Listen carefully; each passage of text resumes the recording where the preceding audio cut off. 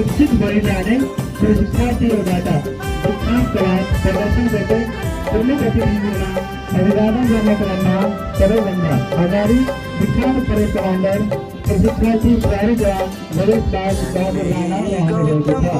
त्यसैगरी सहायक परेड कमान्डरहरू हुनुहुन्छ प्रशिक्षार्थी प्रहरी जवान विशाल कोल प्रशिक्षार्थी रहेको छ, जसलाई नेतृत्व गर्दै हुनुहुन्छ प्रशिक्षार्थी प्रहरी जवान प्रेम कुमार सुनार।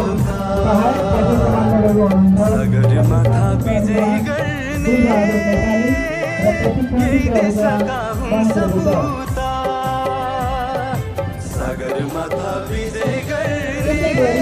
टोली नम्बर 2 लाई नेतृत्व गर्दै हुनुहुन्छ प्रशिक्षार्थी प्रहरी जवान गणेश थापा मगर। सहायक परेड कमान्डरहरू हुनुहुन्छ प्रशिक्षार्थी प्रहरी जवान बालकृष्ण सुनार र प्रशिक्षार्थी प्रहरी जवान समीर सुनार। त्यसैगरी टोली नम्बर 3 लाई नेतृत्व गर्दै हुनुहुन्छ प्रशिक्षार्थी प्रहरी जवान प्रकाश बहादुर साई। सहायक परेड कमान्डरहरू हुनुहुन्छ प्रशिक्षार्थी प्रहरी जवान सुमन सुनार र प्रशिक्षार्थी प्रहरी जवान भानु दलानी मगर।